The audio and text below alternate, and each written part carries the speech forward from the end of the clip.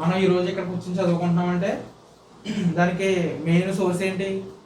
మీరు అందరూ ఇక్కడికి వచ్చారు, వచ్చి చదువుకుంటున్నారు కదా, చదువుకోవట్లేదా? మీరు అందరూ ఇక్కడికి వచ్చి చదువుకుంటున్నారు, అందరూ కూడా ఎవరి వర్క్ సార్ పర్ఫెక్ట్గా చేసుకుంటున్నారు. మీ పేరెంట్స్ పర్ఫెక్ట్గా వర్క్ చేసుకోవాలన్నా, మీరు ఇక్కడికి వచ్చి చదువుకోవాలన్నా ఫస్ట్ ఆఫ్ ఆల్ మనకి ఏముండాలి? హెల్త్, ఆరోగ్యం ఉండాలి కదా. ఆరోగ్యమే కదా ముఖ్యమైనది. మనం ఆరోగ్యంగా లేకపోతే మనం ఏ పని చేయలేం కదా. ఎవరు ఏ పని చేసుకునే వాళ్ళైనా వాళ్ళకి ఆరోగ్యం సహకరించకపోతే వారు ఏ పని కూడా చేయలేరు. ఫస్ట్ ఆఫ్ ఆల్ మన ఆరోగ్యానికి చాలా పాండమిక్ సిచ్యువేషన్ వచ్చింది కదా. మనం ముందు మన ఆరోగ్యాన్ని కాపాడుకున్నట్లయితే మనం ఏమైనా చేయగలం. రేపు మనం బ్రతికుండాలన్నా ఏం చేయాలన్నా ముందు ఫస్ట్ ఆఫ్ ఆల్ ఆరోగ్యం బాగుండాలి కదా. ఇన్కేస్ మనం లేకపోయినట్లయితే మనం ఏం చేయలేము కదా. అందుకే చెప్పి మన ఆరోగ్యం చాలా సేఫ్టీగా ఉంచుకోవాలి. ఈ రోజు పరిస్థితి అలా వచ్చింది. మన పేరెంట్స్ కూడా చూడనటువంటి సిచ్యువేషన్ ఇప్పుడు మనకు ఎదురవుతుంది. మన పేరెంట్స్ కూడా ఎప్పుడు వాళ్ళు చిన్నప్పటి నుంచి ఇలాంటిది ఎప్పుడు కూడా చూడలేదంట వాళ్ళు ఎప్పుడు కూడా. అదవుతుందా? అందుకని చెప్పేసి మనం ఎక్కడికి వెళ్ళినా సరే ముందు ఫస్ట్ ఆఫ్ ఆల్ మనం మాస్క్ ముందు వేసుకోవాలి. ఎందుకంటే ఇది ఎయిర్లో స్ప్రెడ్ అవుతుంది కాబట్టి మాస్క్ ఈజ్ నెసెసరీ ఖచ్చితంగా. మనం అనుకున్న వ్యాక్సిన్ వచ్చేసింది కదా మనకి ఏంటని చెప్పేసి మాస్క్ వేసుకోకుండా తిరిగేస్తే ఏమైంది? దాని అది వైరస్ మ్యూటేషన్ జరిగింది. మ్యూటేషన్ అంటే దాని యొక్క రెసిస్టెంట్ పవర్ని పెంచేసుకుంటుంది అనమాట. అది అదేనా? ఫర్ ఎగ్జాంపుల్ చూడండి, మనకి ఏదైనా వ్యాధి వచ్చింది అనుకున్నాం, కోల్డ్ కానీ కాఫ్ కానీ ఫీవర్ కానీ వచ్చింది అనుకున్నాం, అది ఇంక్యుబేషన్ పీరియడ్ అని చెప్పేసి ఉంటుంది ఆ వైరస్కి. ఆ ఇంక్యుబేషన్ పీరియడ్ జరిగిన తర్వాత అప్పుడు మనకి అది బయట పెడుతుంది అనమాట దాని యొక్క లక్షణాలు. అలాగే దానికి ఏ వ్యాధికైనా సరే మినిమం ప్రిస్క్రిప్షన్ కోర్స్ అని చెప్పేసి ఉంటుంది.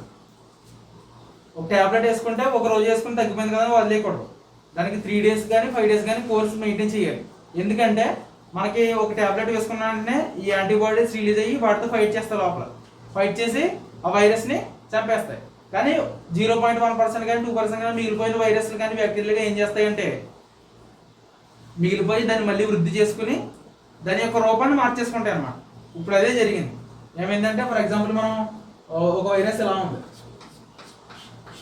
మనం ఇక్కడ మనం ట్యాబ్లెట్ వేసుకున్నాం, ఈ ట్యాబ్లెట్ నుంచి యాంటీజెన్స్ రిలీజ్ అయ్యి వీటిని హతమార్చినాయి అన్నమాట. మనం ఒక రోజు వేసుకున్నాం ట్యాబ్లెట్, రెండు రోజులు వేసుకున్నాం, కోర్స్ కంప్లీట్గా వాడలేదు. అప్పుడు ఏమవుతుంది? ఈ వైరస్లు మిగిలిపోతాయి కదా. మిగిలిపోయిన వైరస్లు ఏమవుతుంది అంటే ఆల్రెడీ ఫైట్ చేసింది కదా, ఒక యాంటీబాడీ వచ్చి ఫైట్ చేసింది కదా, దీనికి ఇది గుర్తుంటుంది యాంటీబాడీ ఎలా ఉందో. అప్పుడు ఏం చేస్తుందంటే దీని షేప్ను మార్చేసుకుంటుంది వైరస్. మార్చేసుకుని ఈ యాంటీజెన్ దీన్ని పోరాడకుండా దాని యొక్క కెపాసిటీని పెంచేసుకుంటుంది అన్నమాట. ఇప్పుడు కరోనా వైరస్ కూడా అదే చేసింది. కరోనా వైరస్ ముందు ఎలా ఉండేది? ఫర్ ఎగ్జాంపుల్ అనుకుందాం, మనకి దీనికి తగ్గట్టుగా వ్యాక్సిన్స్, యాంటీజెన్స్, యాంటీబాడీస్ అన్ని కూడా రిలీజ్ అయిన తర్వాత ఏమైందంటే ఇది ఫైట్ చేస్తూ దాని రూపాన్ని మార్చేసుకుంది అన్నమాట. మ్యూటేషన్ జరిగింది. అప్పుడు ఏమవుతుంది? మనం ఇప్పుడు వరకు ఇచ్చినటువంటి యాంటీబాడీస్, యాంటీజెన్స్ దాని మీద పనిచేయి. మ్యూటేషన్ అంటే అదే. అందుకని చెప్పేసి ఈ మ్యూటేషన్ జరిగి ఇంకా ప్రమాదకరంగా మారిపోయింది. అందుకని చెప్పేసి మనం చాలా జాగ్రత్తగా ఉండాలి. ఈ వైరస్ ఎంత ప్రమాదకరమైనది అయినప్పటికీ మనల్ని కాపాడే ఆయుధాలు ఏంటంటే ఓన్లీ మాస్క్ మాత్రమే. ఫస్ట్ ఆఫ్ ఆల్ అది ముక్కులో నుంచి నోట్లో నుంచి మాత్రమే స్ప్రెడ్ అవుతుంది, ఏ విధంగా స్ప్రెడ్ అవ్వదు. కరోనా ఉన్న వ్యక్తి తుమ్మినా దగ్గినా ఆ తుంపర్లు మన మీద పడినా, మన చేతుల మీద పడినా, మన డ్రెస్ మీద పడినా దాని ద్వారా మనకు స్ప్రెడ్ అవుతుంది అనమాట. అందుకనే భోజనం చేసినప్పుడు మనకు రోజుకి అప్పుడు మాత్రం చాలా కేర్ఫుల్గా హ్యాండ్స్ అనేవి శుభ్రం చేసుకుంటూ ఉండాలన్నమాట. శుభ్రం చేసుకుని తినాలి బాగా. చాలా మంది కంగారులో సరిగ్గా హ్యాండ్స్ వాష్ చేసుకోకుండా తినేస్తే దానివల్ల చాలా ఇబ్బందులు ఎదురవుతాయి అన్నమాట. అర్థమైందా? మాస్క్ మాత్రం మ్యాండేటరీ. ఎక్కడికి వెళ్ళినా సరే మాస్క్ తీయకండి. మీరు చూడండి, మనమే కదా మాస్క్ తీయకుండా తిరిగేస్తున్నాం అనుకుంటారు, కానీ మీ వెనకాల మీ కుటుంబం కూడా ఉంది ఇంట్లో. మీ వల్ల మీ కుటుంబం కూడా సఫర్ అవుతుంది. అదవుతుందా? దీన్ని మాత్రం దయచేసి దృష్టిలో ఉంచుకొని. కేసులు చాలా బీభత్సంగా పెరిగిపోతున్నాయి. మన ఇండియాలో ఒక్క రోజులో 142,000 కేసులు వచ్చినాయి అంట. ఇప్పుడు మన ఇండియాలో ఎన్ని కేసులు ఉన్నాయో చెప్పినా 1,45,00,000 కేసులు. 1 మన ఇండియాలో గడిచిన నెల రోజులు కూడా కాదు, ఇంకా 1 కేసులు దాటిపోయినాయి. దాదాపుగా 2 కోట్లకి వెళ్ళిపోతున్నాయి కేసులు. ఎందుకు? నిర్లక్ష్యం, జనాలు నిర్లక్ష్యం. వ్యాక్సిన్ వచ్చేసింది కదా అని చెప్పేసి ఎవ్వరూ మాస్క్ వేసుకోకుండా తిరిగేశారు కదా. తిరిగేసారా లేదా? మీరు కూడా చాలా మంది తిరిగి ఉంటారు. దానివల్ల ఆ నిర్లక్ష్యం వల్లే ఎక్కడో మిగిలిపోయినటువంటి వైరస్ ఏమైందంటే మళ్ళీ జనాల్లో స్ప్రెడ్ అయ్యి మళ్ళీ వ్యాపించడం మొదలెట్టింది. అందుకని మాస్క్ వేసుకున్నంత వరకు మీకు ఎటువంటి భయం ఉండదు. ట్యూషన్లో మాస్క్ తీయద్దని అందుకే చెప్తున్నాను. మాస్క్ కంప్లీట్గా వేసుకోండి. శానిటైజర్ వీలైతే మెయింటైన్ చేయండి. ఎవరు బుక్స్, ఎవరు పెన్సిల్స్, ఎవరు పెన్స్ అడిగి తీసుకోకండి. స్కూల్స్లో కూడా ఇంతే. స్కూల్స్లో కూడా ఎవరి నోట్స్లు, ఎవరు బుక్స్, ఎవరు పెన్స్ తీసుకోకండి. ఎవరు వాళ్ళు ఇండివిజువల్ కూర్చుని స్కూల్కి వచ్చి ఎవరిని ముట్టుకోకుండా ఇండివిజువల్గా కూర్చుని మళ్ళీ వెళ్ళిపోండి అంతే. మాట్లాడటం కూడా దూరంగా నించుని మాట్లాడండి. ఇది సిల్లీ సిచ్యువేషన్ కాదు కదా.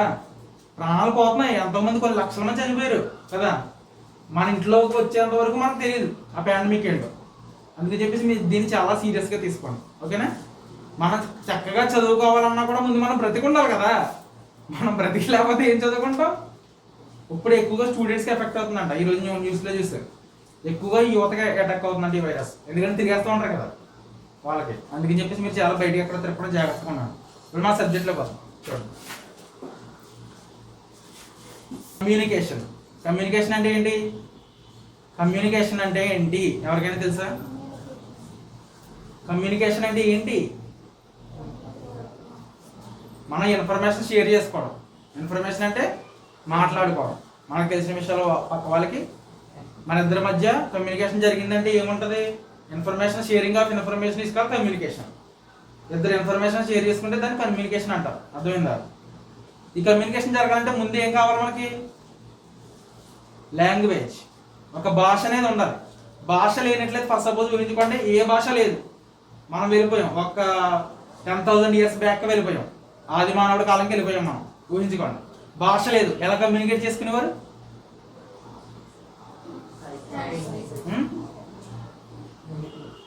చిన్న చిన్న కోతలు, ధ్వనులతోటి కమ్యూనికేట్ చేసుకునేవారు వాళ్ళు. అర్థమైందా? కమ్యూనికేషన్ ఎప్పుడు ఇంప్రూవ్ అయిందో తెలుసా?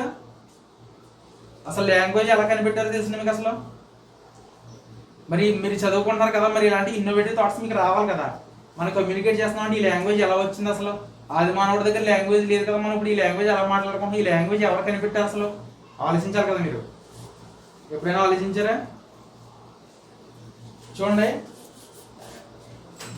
మనకు చెప్తూ ఉంటారు మనిషి 84 లక్షల జన్మలు ఎత్తిన తర్వాత మానవ జన్మ కింద పుడతాడని చెప్పేసి. అంటే అన్ని రకాల జంతువుల కింద పుట్టిన తర్వాత లాస్ట్ జన్మ మనిషి జన్మ అంటారు. ఏ జంతువు అయినా సరే ఫస్ట్ వెన్నెముక అడ్డంగా ఉంటుంది ప్రతి జంతువుకి కూడా. ఆ తర్వాత ఇలా వస్తుంది, చివరికి నిలువవుతుంది. ఫర్ ఎగ్జాంపుల్ పాకే జంతువులు, పాములు, కప్పలు, బల్లులు. ఆ తర్వాత రెప్టైల్స్, కొంచెం ఇలా ఉంటుంది అని పెనుపూస. తర్వాత యానిమల్స్, మేకలు, జింకలు. తర్వాత హోమోసేపియన్స్, వాళ్ళ వెన్నెముక ఎలా ఉంటుంది? కోతులు, హోమోసేపియన్స్, కోతుల నుంచి వచ్చిన జాతి, ఇలా ఉంటుంది. తర్వాత హ్యూమన్ వెన్నెముక మాత్రమే నిటారుగా ఉంటుంది. వెన్నెముక ఎప్పుడైతే నిటారుగా అయ్యిందో అప్పుడు మాత్రమే హ్యూమన్ మైండ్ కంప్లీట్గా అభివృద్ధి చెందడం మొదలైంది. అర్థమైందా? వెన్నెముక నిటారుగా అయినప్పుడు మాత్రమే హ్యూమన్ ఇంటెలిజెన్స్ ఎగ్జిక్యూటివ్ అయిందన్నమాట. అర్థమైందా? వెన్నెముక నిటారుగా ఉన్న జంతువు కేవలం మనిషి మాత్రమే, ఇంకెవరు లేరు అలా. అర్థమైందా? వెన్నెముక నిటారు అయిన తర్వాత వాడి యొక్క బ్రెయిన్ యాక్టివిటీ పెరిగిందనమాట. అప్పటి నుంచి వాడు ఇన్నోవేటివ్గా థింక్ చేయడం మొదలుపెట్టాడు. మీకు చూడండి, మీకు కోతుల ఫోటోస్ ఉంటాయి కదా, ఎలా ఉంటాయి.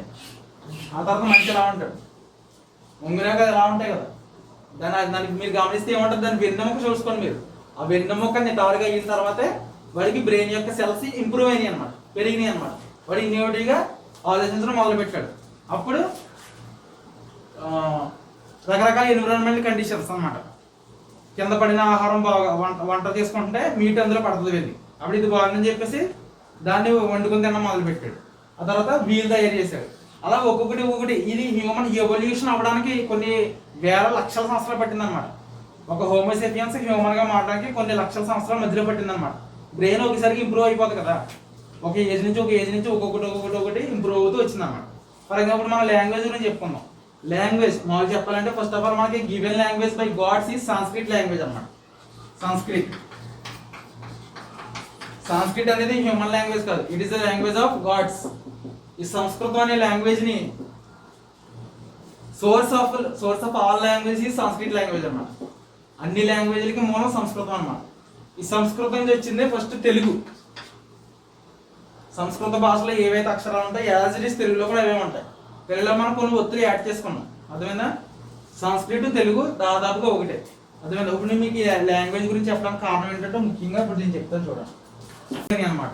ఫర్ ఎగ్జాంపుల్ ఎలా అంటే, కానీ సంస్కృత్ లాంగ్వేజ్ నుంచి ఒరిజినల్ సోర్స్ లాంగ్వేజ్ వచ్చింది తెలుగు అనమాట. ఇప్పుడు ఫర్ ఎగ్జాంపుల్ మనం ఒక పిజ్జా తీసుకున్నాం. ఆ పిజ్జా సోర్స్ మెటీరియల్ ఏంటి? మైదా పిండి. దాంట్లో రకరకాల వస్తువులు చేర్చి మనం దాన్ని మోడిఫై చేసి పిజ్జా కింద తయారు చేస్తాం. దాని సోర్స్ మెటీరియల్ ఏంటి? మైదే కదా. అలాగే ఈ సంస్కృత్ అనే సోర్స్ లాంగ్వేజ్ నుంచి మిగతా లాంగ్వేజ్లు అన్ని విడిపోయినాయి అనమాట. కానీ ఒరిజినల్గా ఉన్నది తెలుగు. సంస్కృతికి తెలుగు ఒరిజినల్గానే ఉన్నాయి. కానీ మిగతా లాంగ్వేజ్లన్నీ కొన్ని ఎక్స్ట్రా వర్డ్స్, ఎక్స్ట్రా ఒత్తులు యాడ్ చేసుకోవడం జరిగింది అనమాట. తెలుగు భాష మాట్లాడితే మాత్రమే హ్యూమన్ యొక్క మైండ్ కంప్లీట్గా ఎవాల్వ్ అవుతుంది. అర్థమైందా? ఫర్ ఎగ్జాంపుల్ విదేశీయులకు చూడండి, మన ఏ దేశం వెళ్ళినా సరే విదేశీస్తులకి కొన్ని సైకలాజికల్ పరంగా, హార్మోనల్ పరంగా, అలాగే మానసిక పరంగా చాలా ఇంబ్యాలెన్సెస్ ఉంటాయి. వారికి లవ్ అండ్ ఎమోషన్స్ చాలా తక్కువగా ఉంటాయి. అర్థమైందా? వాళ్ళకి సైకలాజికల్ పరమైన డిసీజెస్, హార్మోనల్ ఇంబ్యాలెన్స్ కూడా చాలా ఉంటాయి. ఎందుకంటే వాళ్ళ యొక్క లాంగ్వేజ్ పర్ఫెక్ట్గా లేదు కనుక, వాళ్ళు మాట్లాడే భాషల్లో చాలా మిస్టేక్స్ ఉన్నాయి కనుక. అర్థమైందా? అలా చెప్తే ఎవరు ఒప్పుకోరు. మన తెలుగు, మన ఇండియన్స్ మాత్రమే చాలా ఎక్కువ హైయెస్ట్ క్యాపబిలిటీస్ కలిగి ఉన్నారు. కానీ మన యొక్క సైంటిస్టులు అందరూ కూడా వేరే దేశానికి వెళ్ళిపోవడం వల్ల మన యొక్క క్యాపబిలిటీస్ మనకు తెలియట్లేదు. ఓకేనా? సరే, ఇప్పుడు చెప్తాము. మన ఈ సంస్కృత్ అనే లాంగ్వేజ్ ఫస్ట్ మనకి గాడ్స్ నుంచి వచ్చింది, ఆ తర్వాత అది ఎవాల్వ్ అయింది అన్నమాట. అయితే మనకి తెలుసు, మన ఋషులకు తెలుసు ఏంటంటే మానవ మేధస్సు ఇంప్రూవ్ అవ్వడం కోసం ఆ సంస్కృత్ లాంగ్వేజ్లోని కొన్ని అక్షరాలు కలిపి కొన్ని శ్లోకాల కింద తయారు చేయడం జరిగింది అన్నమాట. అర్థమైందా? ఫర్ ఎగ్జాంపుల్ మనం సరస్వతి అంటున్నాం. సరస్వతి అంటే ఏంటి? సరస్వతి అంటే సరస్వతి దేవి అని కానీ కాదు అర్థం. సరస్వతి అంటే ఇట్ ఈస్ ఏ వర్డ్. స ర స్వ తి. ఇదొక అక్షరం, ఇదొక అక్షరం, ఇదొక అక్షరం, ఇదొక అక్షరం. ఈ సరస్వతి అనే అక్షరం 4 అక్షరాలు పలికినప్పుడు ఏమవుతుందంటే ఒక్కొక్క అక్షరానికి ఒక్కొక్క టైప్ ఆఫ్ వైబ్రేషన్ ఫ్రీక్వెన్సీస్ ఉంటాయి. ఒక అక్షరం పలికినప్పుడు వైబ్రేషన్స్ ఫ్రీక్వెన్సీస్ వస్తాయి మనకి గాల్లో. ఒక అక్షరం పలికినప్పుడు ఒక్కొక్కలా వస్తాయి, ఒక్కొక్క అక్షరానికి ఒక్కొక్కలా వస్తాయి అన్నమాట. ఈ ఎవ్రీ వర్డ్ యొక్క వైబ్రేషన్ మన ఋషులు కనిపెట్టారు పూర్వం.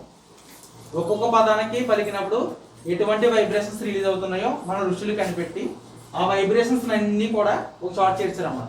చేర్చి మనిషి ఏ విధంగా అయితే హ్యాపీగా బతకగలడు, ఏ విధంగా అయితే మనిషి ఎక్కువ జ్ఞానాన్ని సంపాదించుకోగలడు, ఏ విధంగా మనిషి హ్యాపీగా ఉండగలడో అటువంటి సంబంధించినటువంటి వర్డ్స్ అన్ని కూడా కలిపి చిన్న చిన్న శ్లోకాస్ కింద తయారు చేయడం మొదలుపెట్టారు అన్నమాట.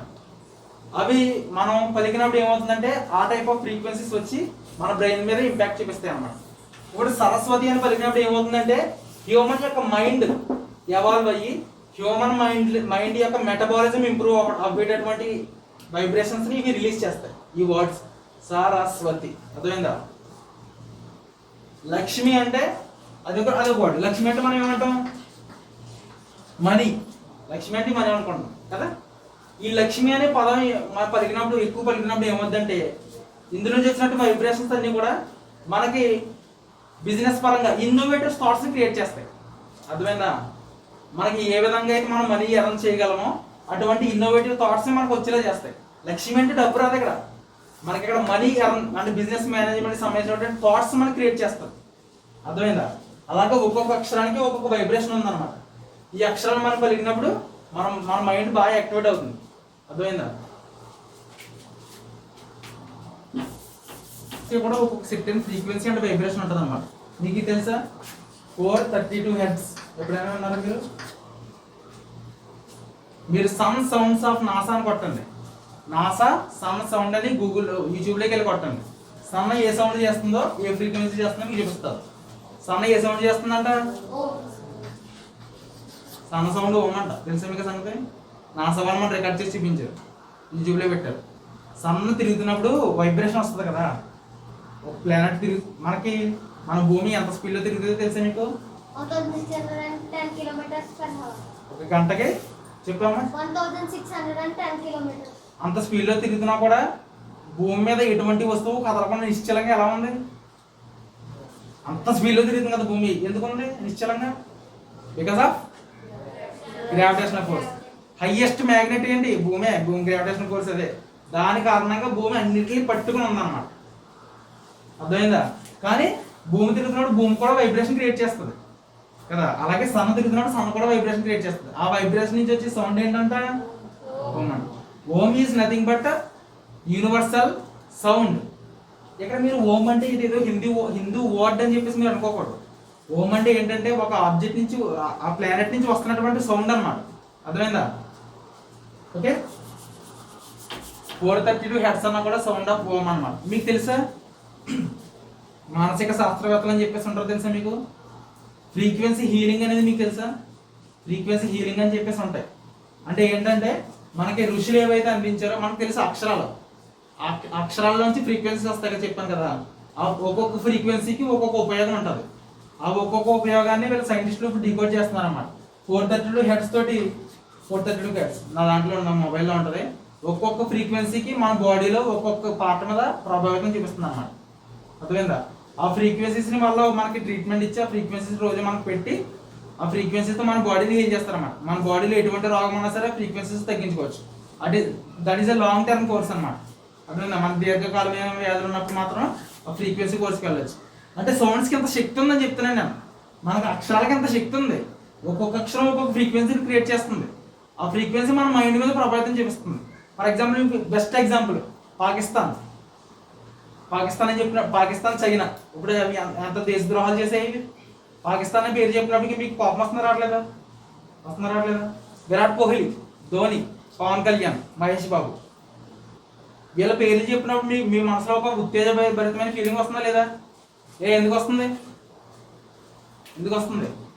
ఏం చెప్పినప్పుడు వస్తుంది? పేరు చెప్పినప్పుడే కదా వస్తుంది. మరి ఆ పేరులో అంత పవర్ ఎలా ఉంది? ఆ పేరు నుంచి వచ్చినటువంటి వైబ్రేషన్ నీ మనసు మీద ప్రభావితం చూపిస్తుందా లేదా? నీ మనసులో కోపాన్ని రప్పిస్తుంది, శాంతాన్ని రప్పిస్తుంది కదా, ఉద్రేకాన్ని కూడా రప్పిస్తుంది. పాకిస్తాన్ అనేటప్పుడు ఉద్రేకం వస్తుంది, పవన్ కళ్యాణ్ అనేటప్పటికి ఎంజాయ్మెంట్, మహేష్ బాబు అనేటప్పటికి. అర్థమైందా? ఇవన్నీ ఎవరు ప్రభావితం చేస్తున్నారో? వర్డ్స్ మాత్రమే, అక్షరాలకి ఎంత శక్తి ఉంది. అర్థమైందా? అందుకని చెప్పేసి మనం ఈ అక్షరాలను ఎలా వాడితే మన యొక్క మైండ్ అభివృద్ధి చెంది ఉన్నత స్థానానికి వెళ్తామో, ఏ అక్షరాలు కలిపి మనం ఒకేసారి చదివినట్లయితే మన మైండ్ ఇంప్రూవ్ అయ్యి మన స్టడీలో హయ్యర్ స్టడీస్కి వెళ్ళినా సరే మనం అంటే మన యొక్క బ్రెయిన్ యొక్క కెపాసిటీ పెరుగుతుంది అనమాట. జ్ఞాపక శక్తి, మెటబాలిజం ఇవన్నీ మన ఋషులు గుర్తించి శ్లోకాస్ కింద ఇవ్వడం జరిగిందన్నమాట. అంటే ఒక అక్షరం కింద ఒక అక్షరం, ఏ అక్షరం పెడితే వాళ్ళకి తెలుసు వాళ్ళ ఆ ఎనర్జీని గెయిన్ చేశారన్నమాట గాడ్ నుంచి. ఏ అక్షరాలు కలిపితే మనకి హ్యూమన్స్కి ఉపయోగమో అలాంటి అన్ని కలిపి కొన్ని లక్షల శ్లోకాలు మనకి ఇచ్చారన్నమాట. మంత్రాస్ అనేది శ్లోకాస్, మంత్రాలు వేరు, నేను అనేది శ్లోకాస్. ఏంటంటే ఈ శ్లోకాస్ అన్ని కూడా ఒక అక్షరాలే, ఇవన్నీ అక్షరాలే. మీరు ఏదో ఇవి హిందూ రిలేటెడ్ సంబంధించి అనుకోకూడదు. ఎందుకంటే ఇది ఒక లాంగ్వేజ్. అర్థమైందా? ఒక వర్డ్ పక్కన ఇంకో వర్డ్ పెడితే ఏమొస్తుంది, ఏ ఫ్రీక్వెన్సీ రిలీజ్ అవుతుంది, ఎటువంటి వైబ్రేషన్ వస్తుంది అనేది వాళ్ళకి కనిపెట్టి ఆ టైప్ ఆఫ్ వర్డ్స్ని మనకి ఇచ్చి శ్లోకాస్ కింద రాయడం జరిగింది అనమాట. 24 శ్లోకాస్ ఉన్నాయి ఇప్పుడు. అది సరస్వతి దేవి సంబంధించి అనమాట. సరస్వతి అంటే ఏంటి? సరస్వతి అంటే మన బ్రెయిన్ని ఇంప్రూవ్ చేయగలిగే వైబ్రేషన్స్ ని క్రియేట్ చేసేటటువంటి ఒక పేరు. సరస్వతి అంటే ఒక హిందూ గాడ్ కాదు అనేది. అర్థమైందా? ఆ సరస్వతి అనే పేరు కూడా ఎవరు తయారు చేశారు? మన ఋషులు తయారు చేశారు. అది పలకడం ద్వారా మన బ్రెయిన్ ఇంప్రూవ్ అవడం కోసం అవి వైబ్రేషన్స్ రిలీజ్ చేస్తాయి కదా. అర్థమైందా? వర్డ్స్కి ఇంత శక్తి ఉంది. ఈ 24 సరస్వతి శ్లోకాస్ ఉన్నాయన్నమాట. ఇవి నేర్చుకోవడం వల్ల ఏమవుతుందంటే మనం ఏ శాస్త్రం అయితే చదువుతున్నామో, ఏదైతే చదువుతున్నామో దాంట్లో కంప్లీట్ నాలెడ్జ్ మనకు వస్తుంది. మన యొక్క brain thinking power and reacting power and remembering power, గుర్తుంచుకునే కెపాసిటీ ఇవన్నీ కూడా పెరుగుతాయి అన్నమాట. ఇది సరస్వతి కవచం. అర్థమైందా? మన బాడీలో కంప్లీట్గా సరస్వతి అనే శక్తి అంటే ఎనర్జీ, ఈ వర్డ్స్ నుంచి ఆ శ్లోకాస్ చదువుతున్నప్పుడు ఆ శ్లోకాస్ నుంచి వచ్చిన ఎనర్జీ మన బాడీలో మన బ్రెయిన్లోకి వెళ్ళి మన బ్రెయిన్ బాగా మెటబాలిజం బాగా ఇంక్రీజ్ చేస్తాయి అన్నమాట. దాని ద్వారా మనం ఇంకా స్టడీ మీద బాగా కాన్సన్ట్రేట్ చేయగలం, హయ్యర్ స్టడీస్ బాగా వెళ్ళగలం. అర్థమైందా? అవి 24 శ్లోకాస్ వీళ్ళకి రోజు నేర్పిస్తున్నాను. దాని యొక్క ఇంపార్టెన్స్ మీకు తెలియాలంటే ఫస్ట్ ఆఫ్ ఆల్ వర్డ్స్ యొక్క ఇంపార్టెన్స్ మీకు తెలియాలని నేను చెప్తాను అనమాట. పదాలకి చాలా శక్తి ఉంది. మనం మంచి మాట్లాడితే మంచి జరుగుతుంది, చెడు మాట్లాడితే చెడు జరుగుతుంది అంటారు కదా, అదే జరుగుతుంది. హ్యాన్స్ జెన్నీ అనే సైంటిస్ట్, మీరు గూగుల్కి వెళ్ళి కొట్టండి. హ్యాన్స్ జెన్నీ అనే సైంటిస్ట్ ఒక ఆయన ఉన్నారు. 18th సెంచరీలో జరిగింది ఇది. అప్పటికి మనకి ప్రపంచం అంతా అభివృద్ధి చెందలేదు. హ్యాన్స్ జెన్నీ అనే సైంటిస్ట్ టోనోగ్రాఫ్ అనే ఒక దాన్ని తయారు చేశాడు. ఏంటది? టోనోగ్రాఫ్. హ్యాన్స్ జెన్నీ అనే సైంటిస్ట్ ఒక ఆయన ఉన్నారు. ఆయన విదేశీయుడు. ఆయన టోనోగ్రాఫ్ అనే పరికరం తయారు చేశాడు. టోనో అంటే శబ్దం, గ్రాఫ్ అంటే మన గ్రాఫ్ గీసేది, అంటే శబ్దాన్ని గ్రాఫ్ రూపంలో గీచేది అనమాట. అర్థమైందా? శబ్దాన్ని ఒక గ్రాఫ్ లో గీస్తుంది అనమాట. దీన్ని తయారు చేసి అన్ని అక్షరాలు అన్ని పదాలు దాని ముందు పలకడం మొదలు పెట్టాడు ఆయన. ఏ అక్షరం పలికితే దాన్ని గ్రాఫ్ గీసి చూపిస్తాడు అనమాట, అక్షరం షేప్ లో. అన్ని దేశాల్లో తిరిగాడు, చివరికి ఇండియా వచ్చాడు అన్నమాట. మధ్యలో అతని ప్రయాణంలో దీన్ని తీసుకుని డెమాన్స్ట్రేషన్ కోసం అన్ని దేశాలు తిరిగి ఇదిగో నేను అంటే తయారు చేస్తాను మీరు చూడండి అని చెప్పేసి డెమాన్స్ట్రేషన్ ఇస్తారు కదా. మన ఇండియా వచ్చిన తర్వాత మీ ఇండియాలో పవర్ఫుల్ వర్డ్ ఏంటి, పదం ఏంటి అని అడిగితే పవర్ఫుల్ వర్డ్ మా ఇండియాలో ఎక్కువ పూజించేది ఓం అని చెప్పేసి ఒకటి చెప్పడం జరిగింది అన్నమాట. అయితే అన్ని దేశాల యొక్క లాంగ్వేజ్ టెస్ట్ చేసుకుంటూ వచ్చాడు. మన ఇండియన్ లాంగ్వేజ్ ఏంటప్పుడు ఇండియా యొక్క లాంగ్వేజ్ సంస్కృత్ మ్యాండటరీ తెలుసా మీకు సంగతి. మీకు సంస్కృత్ గ్రూప్ ఉంటుంది తెలుసా.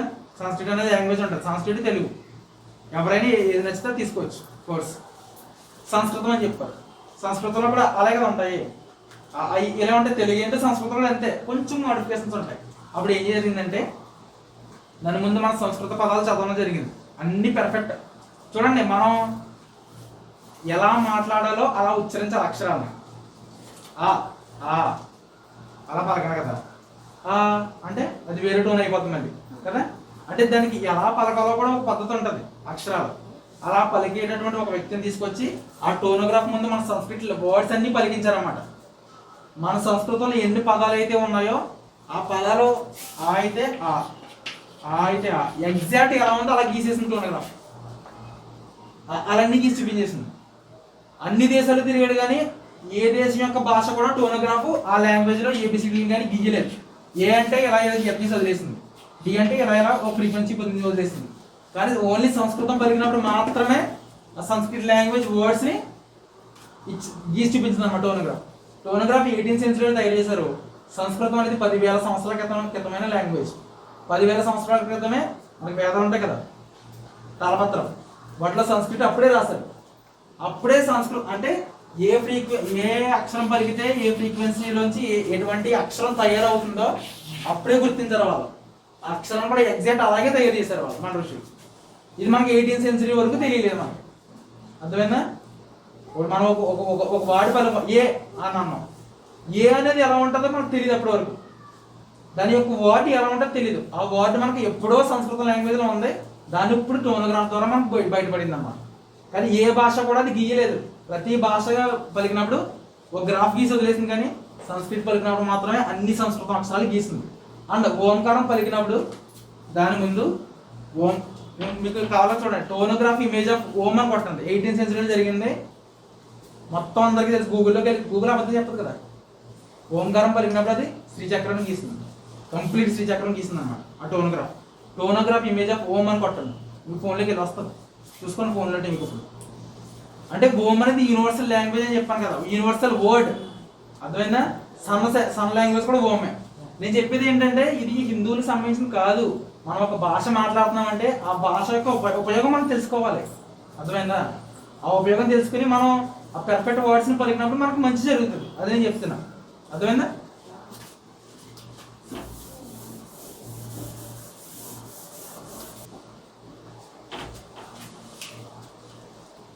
ఇది ఎలా జరిగిందంటే దీనికి నిదర్శనం ఏంటంటే ఒక కోటీశ్వరుల ఫ్యామిలీ ఉంది. మహా కోటీశ్వరులు వాళ్ళు కొడుకున్నాడు పరమసుంట. వాడికి అక్షరాలు ఏమి రావు, తింగరోళ్ళ కింద ఉంటాడు అన్నమాట. చాలా డాక్టర్స్ దగ్గర తిప్పారు, ఏం ఉపయోగం లేదు. స్పిరిచువల్ వైపులోకి వెళ్దామని చెప్పేసి స్పిరిచువల్ అంటే ఇవే శ్లోకాస్ వీళ్ళ చెప్తారు కదా యోగులు, వాళ్ళ దగ్గర తీసుకెళ్ళి మొదలు పెట్టారు అన్నమాట. వెళ్తే అయితే ఏమైందంటే చూడండి అన్ఎక్స్పెక్టెడ్లీ భూమి వచ్చింది. అప్పుడు ఒక ఆయన చెప్పారు అన్నమాట. అయితే సరస్వతికి సంబంధించినటువంటి కవచం ఒకటి ఇస్తాను మీకు, అది చదవండి, మీరు చదివి మీ పిల్లడు చదువు కూడా చదివించండి అని చెప్తే సరే అన్నారు. వాళ్ళు చదువుతున్నారు కానీ వాళ్ళ పిల్లడు అసలు చదవట్లేదు, వెళ్ళిపోతున్నాడు.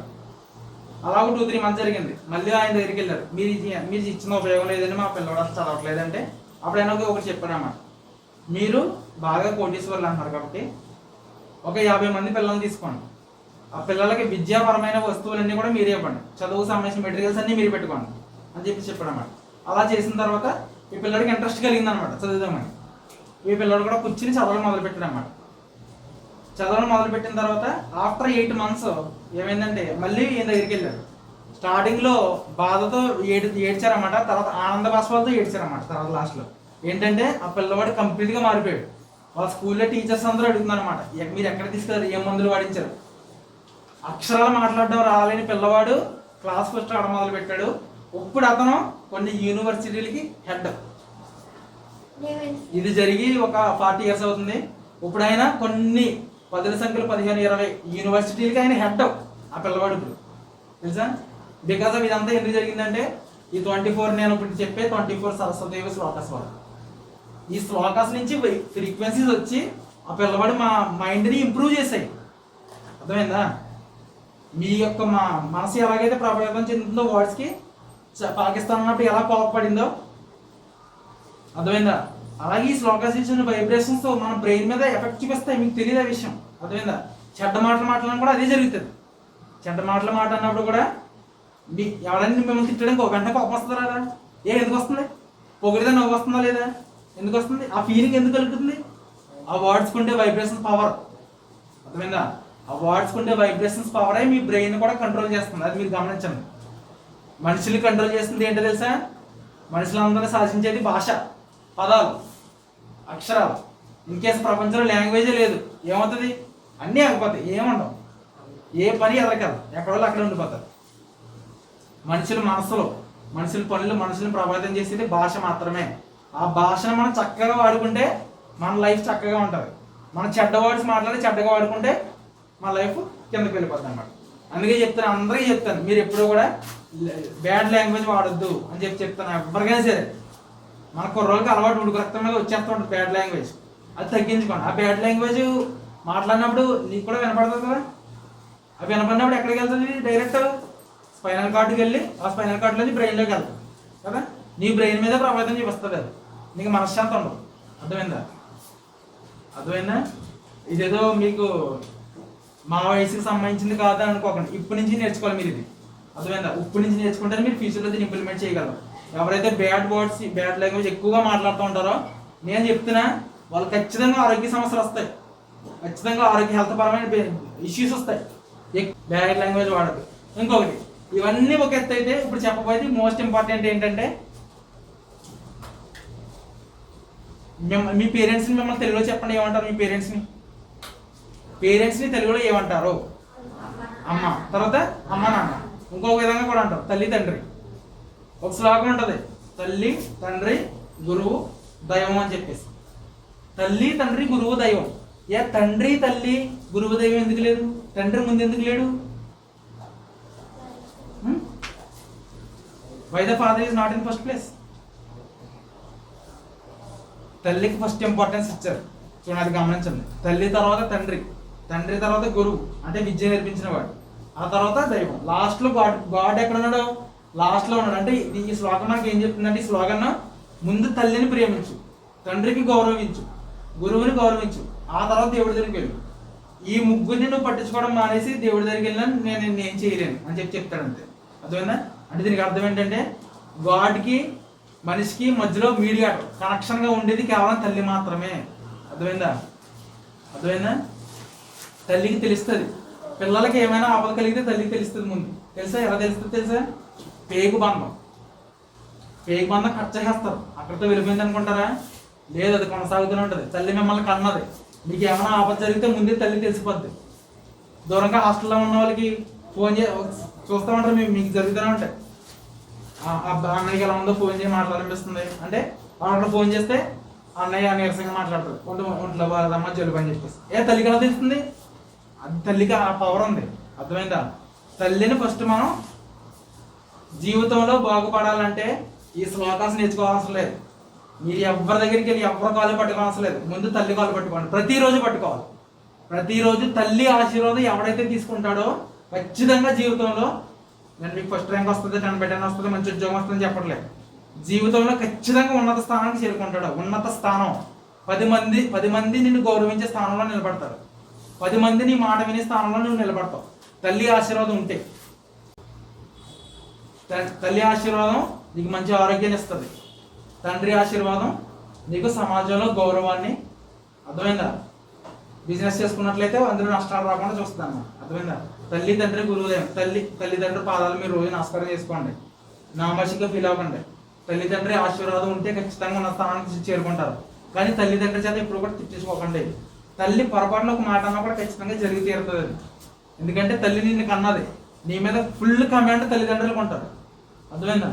ఫుల్ కమాండ్ అంటే మిమ్మల్ని కన్నది కాబట్టి మీ బాధ్యత అంతా కూడా తల్లిదండ్రుల మీద ఉంటుంది. మిమ్మల్ని ప్రేమగా చూసినా మీరు బాగుపడతారు, తిట్టినా కూడా కిందకి వెళ్ళిపోతారు. అలా ఎప్పుడు చేసుకోకండి. తల్లిదండ్రుల పాదాలు రోజు, ఫర్ ఎగ్జాంపుల్ చూడండి, మీ బర్త్డేకి కానీ లేకపోతే ఉగాది వస్తుంది కదా రేపు, మీ తల్లిదండ్రుల పాదాలు ముట్టుకుని ఇలా రెండు కాళ్ళు ఇలా ముట్టుకుని మీ తలని వాళ్ళ టోస్కి ఆనించి అమ్మ నన్ను ఆశీర్వదించి అని చెప్పేసి మీరు నన్ను అడగండి. అప్పుడు తల్లి ఎలా ఫీల్ అవుతుందో తెలుసా మీకు? తల్లి ఎలా ఫీల్ అవుతుందో తెలుసా మీకు? నిజంగా మనస్ఫూర్తిగా ఆశీర్వదిస్తాడు. తల్లి మనస్ఫూర్తిగా ఆశీర్వదించిందంటే వాడి యొక్క కొడుకు కూతురు యొక్క ఎదుగుదలను ఎవ్వడు ఆపలేడు. మీరు ఎవ్వరి దగ్గరికి వెళ్ళవసరం లే, టెంపుల్ కూడా వెళ్ళవసరం లే, ఏమీ అవసరం లే, తల్లిదండ్రులు ఆశీర్వాదం తీసుకుంటే సరిపోతుంది. అర్థమవుతుందా? అందుకని చెప్పి మీరు రోజు కూడా పేరెంట్స్ బ్లెస్సింగ్స్ తీసుకోండి. ఈ రోజు నుంచి మొదలు పెట్టండి. తప్పేమీ కాదు. మీ తల్లి పాదాలు పట్టుకుంటే తప్పేం కాదు కదా, తండ్రి పాదాలు పట్టుకుంటే తప్పేం కాదు కదా, బయట వాళ్ళేం కాదు కదా, నామోషి ఏమొద్దు. తల్లిదండ్రులు ఆశీర్వాదం తీసుకుంటే ఇప్పటి నుంచి అవి మిమ్మల్ని కాపాడతాయి బ్లెస్సింగ్స్. అర్థమైందా? అది అందుకని చెప్పి తల్లిదండ్రులు ఆశీర్వాదం తీసుకోండి, బాగా చదువుకోండి. ఎగ్జామ్స్ బాగా దగ్గరికి వస్తున్నాయి కాబట్టి ఫోన్లో అవి పక్కన పెట్టండి. ఇంక ఫోన్ల గురించి మేడం చెప్తాం అనుకున్నాను. ఏంటంటే మీరు ఒక సినిమాకి వెళ్ళారు, ఆ సినిమా మీకు ఎన్ని రోజులు గుర్తుంటుంది? రఫ్లీ 1 వీక్ గుర్తుంటుంది కదా, గుర్తుంటుందా లేదా? మీరు పుస్తకంలో ఒక టాపిక్ చదివారు, అది ఎన్ని గంటలు గుర్తుంటుంది? రోజులు కదా, గంటలు. ఎన్ని గంటలు గుర్తుంటుంది? రఫ్లీ ఇంటికి వచ్చేంత వరకు అంతే, తర్వాత రోజు మార్నింగ్ వరకు. దానికి దీనికి డిఫరెన్స్ ఏంటి? ఇంట్రెస్ట్ బట్టి, మన ఇంట్రెస్ట్ అండ్ కాన్సన్ట్రేషన్ బట్టి మనకు అనేది గుర్తుండడం జరుగుతుంది అనమాట. చూడండి, మన బ్రెయిన్ ఎలా పనిచేస్తుంది అంటే, మనం ఒక విషయాన్ని ఆలోచించామనుకోండి, ఆ విషయాన్ని మన బ్రెయిన్ మర్చిపోవడం కోసం కొంత టైం తీసుకుంటారు. అంటే ఫర్ ఎగ్జాంపుల్, మనం ఏ అనే విషయం ఉంది, ఒక విషయం ఏ, దాని పేరు ఏ అనే దాన్ని ఆలోచించాం. ఎప్పుడు? ఈరోజు ఇదంతా 11వ తారీఖుని ఏ అనే విషయం ఒక టాపిక్ గురించి మనం ఆలోచించాం. అది పెట్టుకుని మర్చిపోవడం కోసం ఎలా ట్రావెల్ చేస్తారు అంటే ఒకేసారి మర్చిపోదు అనమాట. స్టేజెస్కి విధంగా మర్చిపోద్ది అనమాట. మనకు రోజుకి మనిషికి 60 to 70,000 థాట్స్ వస్తూ ఉంటాయి. 60 నుంచి 70,000 ఆలోచనలు వస్తూ ఉంటాయి. ఏది ఇంపార్టెంటో ఏది అన్ఇంపార్టెంటో గుర్తుపెట్టుకోవడం బ్రెయిన్కి ఎలా తెస్తుంది? ఇంపార్టెంట్ అనే విషయం గుర్తుండాలంటే రాయాలి, రైట్ ఇట్ డౌన్. అర్థమైందా? మనం ఏ విషయమైనా మర్చిపోకుండా ఉండాలంటే రాయాలి. అందుకే ఒక్కసారి రాస్తే 10 సార్లు చదివినట్టు అంటారు. అర్థమైందా? చిన్నప్పటి నుంచి ఎక్కువగా రాస్తూ ఉండాలి. అందుకే చిన్నపిల్లల చేత దుద్దిస్తూ ఉంటారు ఎక్కువసార్లు. అలా మీరు నిజంగా ఫస్ట్ క్లాస్ నుంచి 10th క్లాస్ వరకు రాసిన నోట్స్ల కంటే చిన్నప్పుడు దుద్దిన అలా ఎక్కువ దుద్దుంటారు. నిజంగా చెప్పాలంటే అన్ని 100,000 సార్లు దుద్దించుంటారు మన పేరెంట్స్. సంవత్సరం మొత్తం వాళ్ళు దుద్దాను స్కూల్లో కదా. అందుకని వాళ్ళు ఎప్పటికీ మర్చిపోతావా? ఎందుకు మర్చిపోలేదు? బికాజ్ ఆఫ్ సంవత్సరం కింద చెప్పిన లెసన్ గుర్తుండదు నీకు, లెసన్ వచ్చిన టాపిక్. మరి వాళ్ళు ఎందుకు గుర్తున్నాయి, ఎందుకు మర్చిపోలేదు? బికాజ్ ఆఫ్ అన్ని 1000 సార్లు నువ్వు రాసావు కాబట్టి.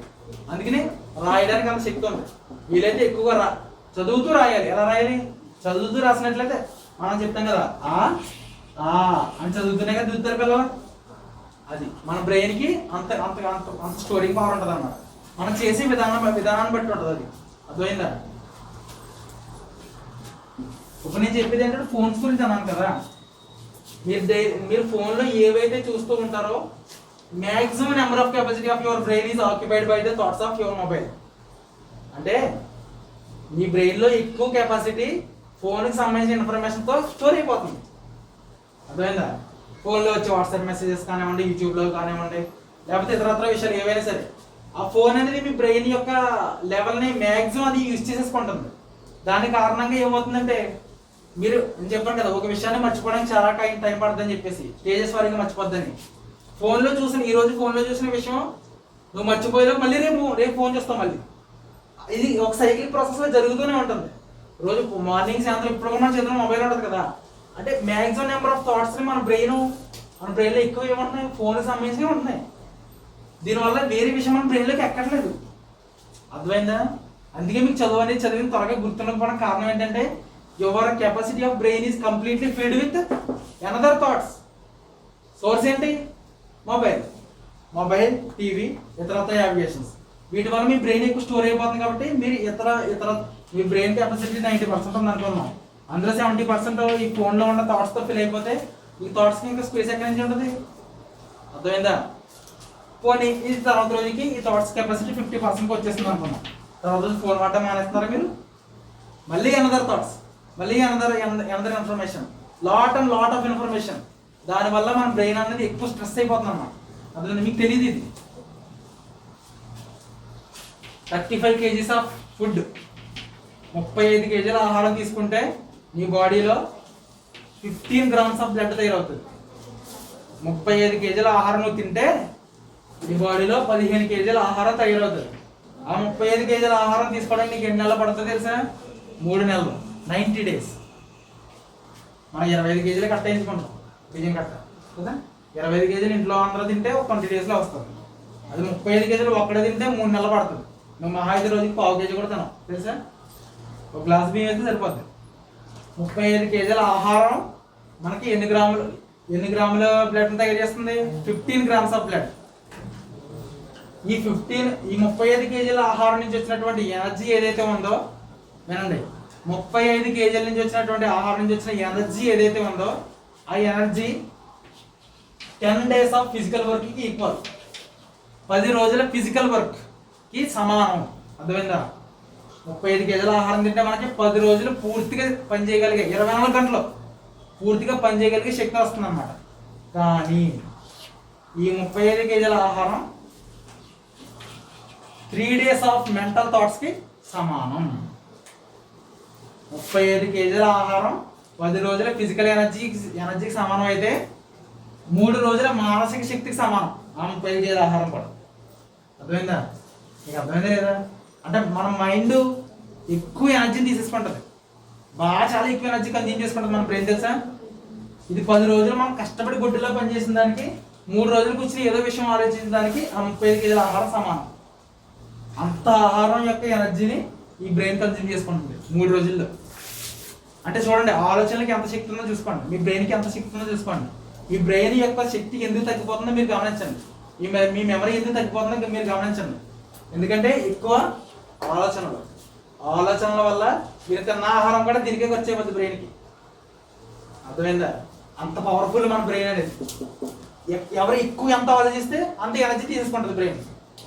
ఎనర్జీ అంటే మనం ఏదో మెంటల్ ఎనర్జీ అనుకుంటాం, కాదు. మన తిన్న ఆహారం కూడా దీనికి ఖర్చు అయిపోతుంది తెలుసా. 35 kgల ఆహారం 3 రోజులు ఖర్చు అయిపోతుంది మనం ఎక్కువ ఆలోచిస్తే. అది 10 రోజులు వర్క్కి సమానం. 10 రోజులు పని చేసుకుంటే వచ్చే ఎనర్జీ 3 రోజులు ఖర్చు అయిపోతుంది అంత ఆహారం. అందుకని చెప్పేసి మీకు ఎందుకు ఖర్చు అవుతుంది చెప్పాను కదా, because of lot of information. ఎక్కువ ఇన్ఫర్మేషన్ మనం ఎక్కువ తెలుసుకుంటాము, దాని గురించి ఎక్కువ ఆలోచిస్తాము, ఎక్కువ ఎనర్జీ ఖర్చు అయిపోతుంది. మనకు ముఖ్యమైన దాని మీద మనం కాన్సన్ట్రేట్ పెట్టలేకపోతున్నాం. అర్థమైందా?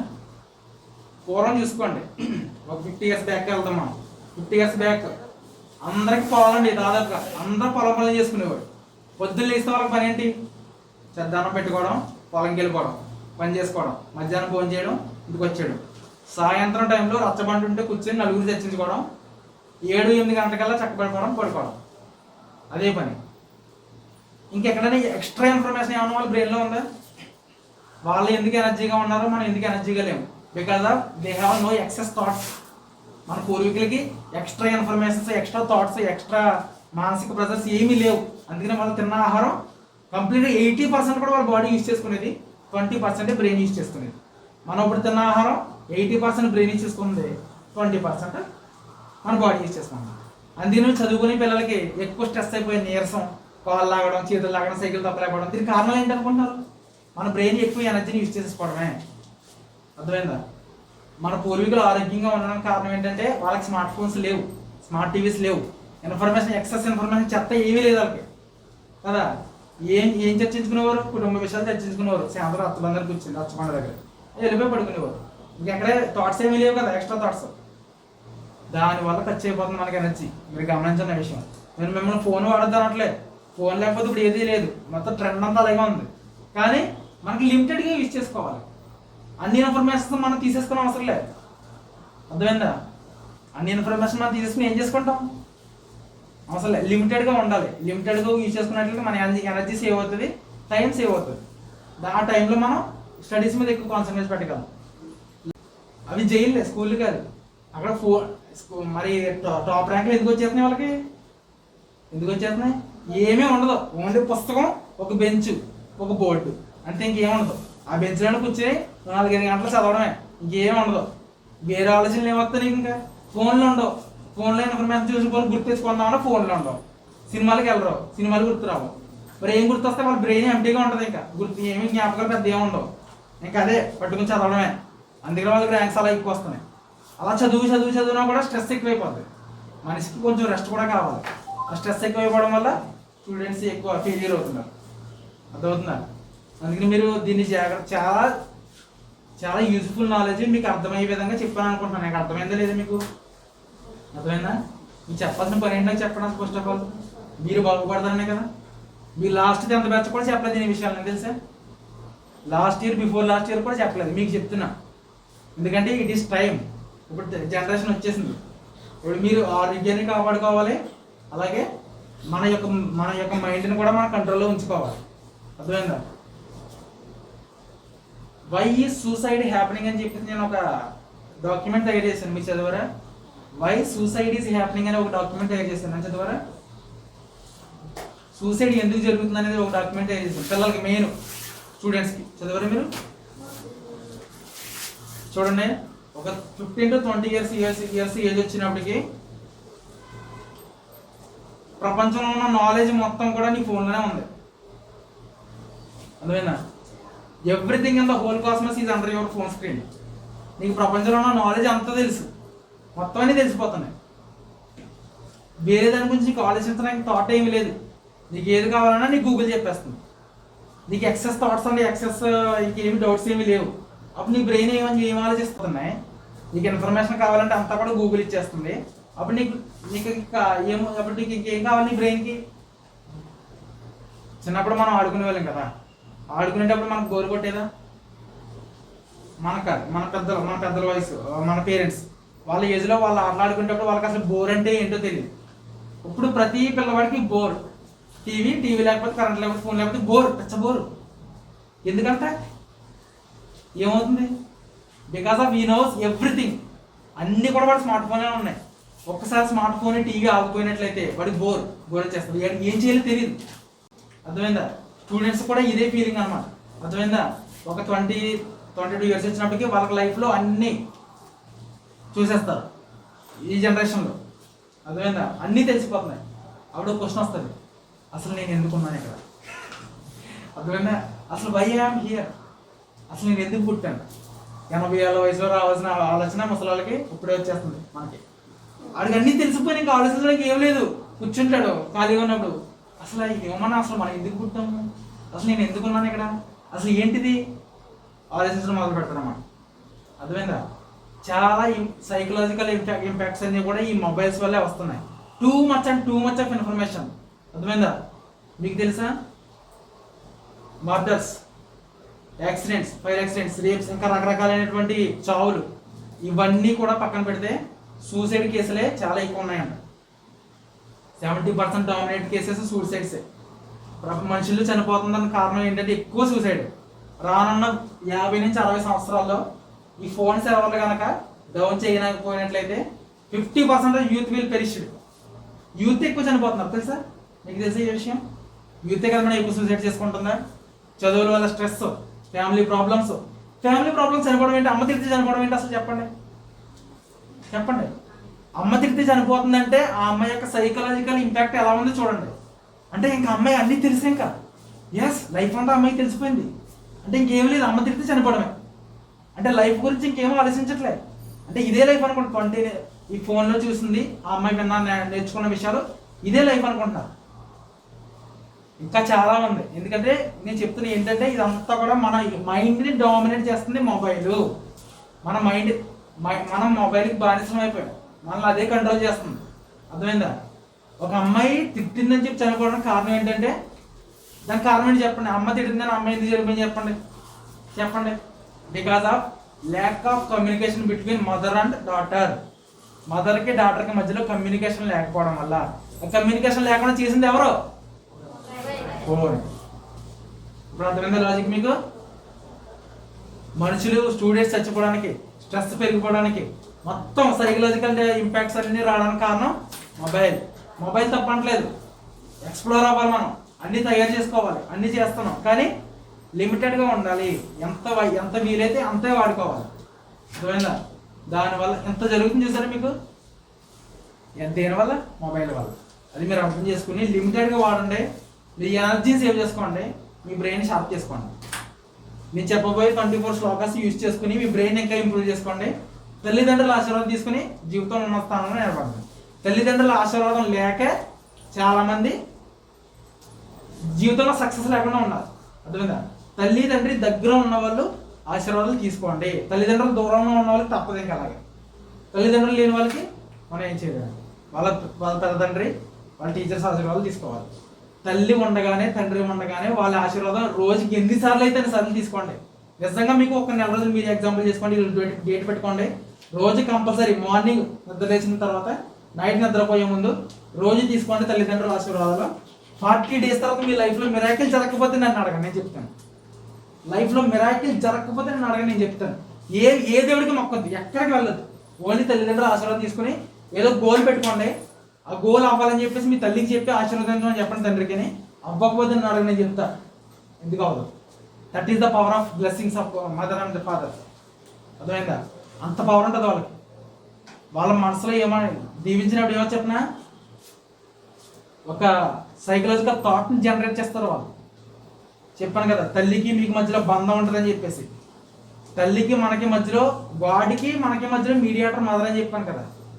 ఆ డివైన్ ఎనర్జీని ఈ తల్లి మనకి అందిస్తుంది అన్నమాట.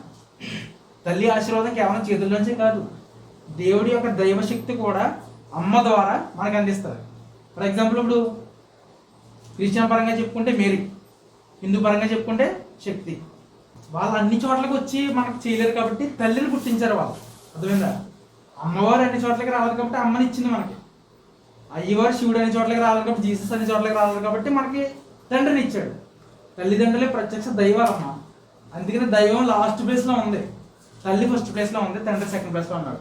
ఇదంతా బోరేం కాదని చెప్తుంది, చాలా జాగ్రత్తగా చెప్తున్నా, అర్థం చేసుకోండి. అర్థమైందా? తల్లిదండ్రుల ఆశీర్వాదం తీసుకోండి ఖచ్చితంగా.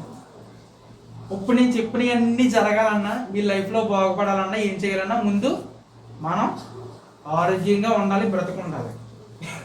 మనం బ్రతికలేకపోతే, ఆరోగ్యం లేకపోతే ఇవన్నీ చేయగలమా?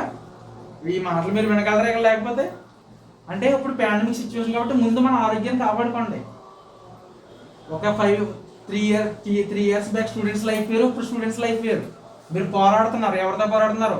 చదువుతో పోరాడుతున్నారు, ఇంట్లో సమస్యలతో, ఇంట్లో పనులు చేసుకుంటున్నారు, బయట కరోనాతో పోరాడుతున్నారు. ఇన్ని పోరాటాలు చేస్తున్నారు మీరు. అర్థమైందా? మీరు చాలా గ్రేట్ ముందు స్టూడెంట్స్తో పోల్చుకున్నట్లయితే. ఎంత పోరాటం చేసుకోవడం, మీరు చదువుకోవడం, స్కూల్కి వెళ్తున్నారు ధైర్యంగా. అర్థమైందా? అందుకని మిమ్మల్ని మీరు ఎప్రిషియేట్ చేసుకోవాలి. లాస్ట్ ఇయర్ బ్యాచ్తో పోల్చుకున్నట్లయితే, బిఫోర్ లాస్ట్ ఇయర్ బ్యాచ్తో పోల్చుకున్నట్లయితే చదువు కోసం మీరు ఎంత స్ట్రగుల్ అవుతున్నారు. అందుకని మిమ్మల్ని మీరు ఎప్రిషియేట్ చేసుకోవడం కోసం మీకు మీరే క్లాప్స్ కొట్టుకోండి.